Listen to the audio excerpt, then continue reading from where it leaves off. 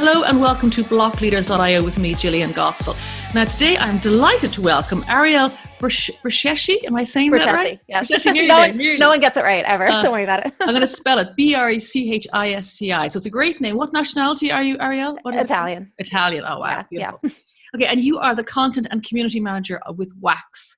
Correct. Wax.io. So thank you so much for coming on the show. Thank you for having me. I was saying before I started to record, nearly 2 years ago, or a little over 2 years ago, I interviewed William Quigley, and it was all kicking off just then. So perhaps could you do a brief history for our watchers and listeners from the whole Opskins to Wax, just a brief sort of summary?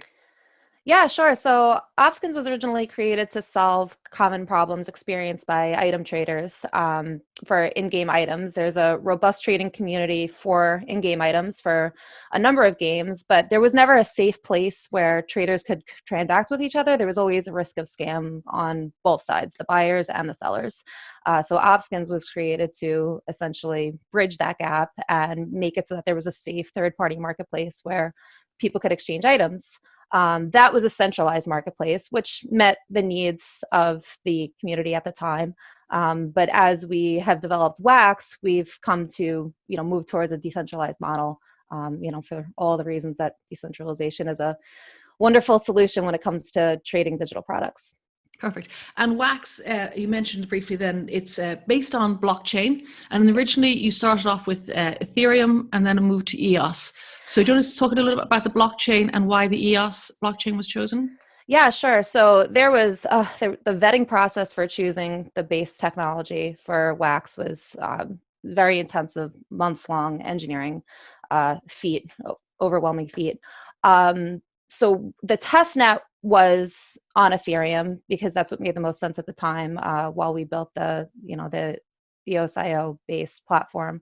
And we moved on to that when Ethereum, the network got clogged. There was a small exchange who did a promotion that required its users to perform functions that just completely overloaded the Ethereum network. And we said, we can't, this is not sustainable for us. The fees were astronomically high. The speeds were so slow. And, when you're dealing with trading thousands, tens of thousands of digital items a day, it's not sustainable to run a business on it. So that was really when we said, hey, we got to move off Ethereum as soon as possible. And that's when we launched the alpha chain for Wax. And the blockchain, of course, it's because it's immutable. So all of a sudden, you're not, the double spend. That's the whole idea of obviously why Bitcoin was created. But you can't, if you're going to have digital elements and assets, you want to make sure that there's only one of them and not multiple. And so could you just explain to me what a non-fungible token is? Sure. So a non-fungible token is well, let me first explain what a fungible token is. So a fungible token is where you can exchange one thing for another and there's no loss of value on either side. So if I give you a dollar bill and you give me a dollar bill, they're both worth $1. A non-fungible token is the opposite. They may have similar characteristics, but you can't exchange one item for the other and necessarily know that you're retaining the same characteristics on both sides. And that can be based on, it could be visual, it could be the metadata, it could be, a number of things that differentiates, kind of one token from the other. In the case of the GPK cards, the GPK product that we just launched, the cards have different, not only do they have different rarities and they have different animations, but they're numbered, they have, they have these different characteristics that define them. So you can't just trade them back and forth and assume that it's the same thing. And they're all unique. I mean, what's interesting is that trading cards have been going since like baseball, back in the day, long things. And those are physical things. And obviously to trade them, you need to have a trusted buyer and a seller, both sides, and it's a physical thing that actually got swapped. So now with NFTs, for example, with these cards, the Garbage Pail Kid, the GPK cards, you've created the NFTs of all these cards. And tell me what happened when you launched the sale of them. I think there was 12,000 packs with 110,000 cards in them all. What happened? Yeah, so these just absolutely flew. It was unbelievable. It was so exciting to watch. I mean, we knew that they were going to be popular just because the existing GPK community and just the demand for trading NFTs, but they all sold out within 28 hours, all of the packs, which was just, I mean, mind blowing for us. So the mega packs, this was like the a 30 card pack that sold out within 7 hours on last Tuesday, and then by the next afternoon the remaining 10,000 packs of the 5 card pack sold out as well. So, and these are all original packs that Topps, the company, had put up for sale. yeah, so these are the card packs that contain the cards. So the cards you could still buy. The pack sold out, which is a fun and unique experience. And if you open these card packs, it's very easy to understand why these were so in demand. But the cards themselves that are in the packs, those are now available on the secondary market. And there's also, as of a few days ago, 50% of the packs hadn't even been opened, so you can still sell and trade the packs too. Oh, So wow. there's ways of getting them, just not through the original Topps product. And this is a whole new product, because before you had the physical cards, now you have their digital assets. So Yeah. it's a whole new game changer, really, isn't it? It's great because the physical cards, I mean, obviously there's always, there's always going to be a reason to trade something that's physical, but people like to own things. I mean, you can see my Funko Pops back here. People will always like to own physical things, but with a digital product or a blockchain based product, there's so much more that you can do with them. So for example, on the GPK cards, they have animations. There's sketch animations where it goes from black and white into color. There's the rarest ones have actual, some part of the card is animated.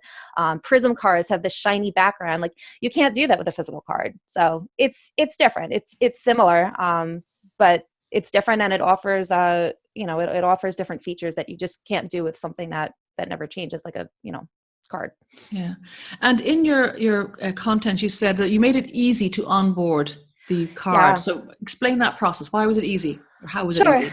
So if you've ever used a wallet like MetaMask or even Scatter, we love Scatter, but it's for somebody who's never interacted with the blockchain before and doesn't know or care about private keys, or just doesn't want to deal with the intricacies of blockchain that we're so familiar with, but the average person may not be.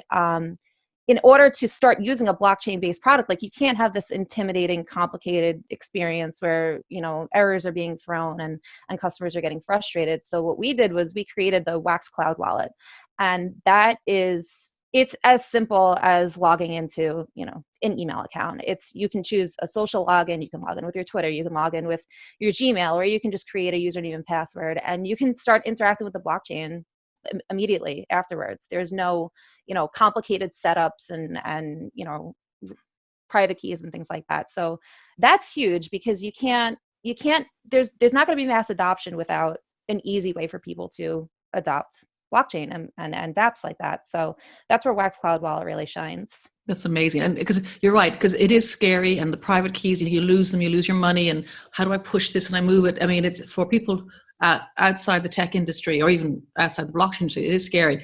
And so how many people do you know actually opened the wallet and took part in the sale? Oh, as far as the sale goes, well, we sold out 12,000 packs. Um, I'd have to get the numbers for you on the number of people that it was. But the secondary market trading has been, oh my gosh, there's hundreds of thousands of transactions now related to the secondary market, even just beyond that original sale. Like, it's not just the sale period ended and it's over. Like, it's the trading is just continuing to rise. It's wonderful to say. How did you reach the GPK fans, if you like? I mean, if they're not traditionally on blockchain, how did you reach them? Sure. So we announced, I guess about 6 weeks ago, a little over a month ago was when we originally announced that we were going to do this. We pre-announced that the product was going to be live. So it gave the Wax community and also the Topps community time to, realize that we were doing this and get the information that we had released at the time. So Topps marketed to their customers, Wax marketed to our community over the course of the last month or so. And then, yeah, we just blasted it out everywhere. We worked with, some influencers, publications, email newsletters, and traditional advertising. We had a great animated video made, to really help people understand what this was. And, immediately, like as soon as the website flipped to the live product, it was just overwhelmed with customers. Is this the first time you've done a sale of collectibles of NFTs? It's the first time that we built a product like this. We've traded millions of collectibles as an organization over the last 5 years, between centralized game marketplaces and NFTs. So this is this first product of its kind where we worked with a partner to do something like that. But we are, very well experienced in the NFT marketplace game. And are you good? I mean, I imagine with Topps, they're going to have a whole bunch of projects coming down the line. Yeah, going to be busy. Can't say much, but this is very successful for both parties. So, we're very excited to see, to announce what's going to be happening next. Okay, so you must keep us informed about the next one, so we can get an exclusive Absolutely. preview. Absolutely. Oh, that's pretty awesome. Thank you so much for your time. It's very exciting. It's a whole new way of collecting. Yeah. It's new assets. It's yeah, and clearly people love it. I mean, this is just organic demand for it. So that's just what's so great to see. I mean, it's been fantastic. Wow. Well, congratulations again. Thank you so much for your time today. Yes, thank you, Jill. And I'd love to be back on again when the next big piece of news pops up. Absolutely. Brilliant. Thank you so much. Thank you.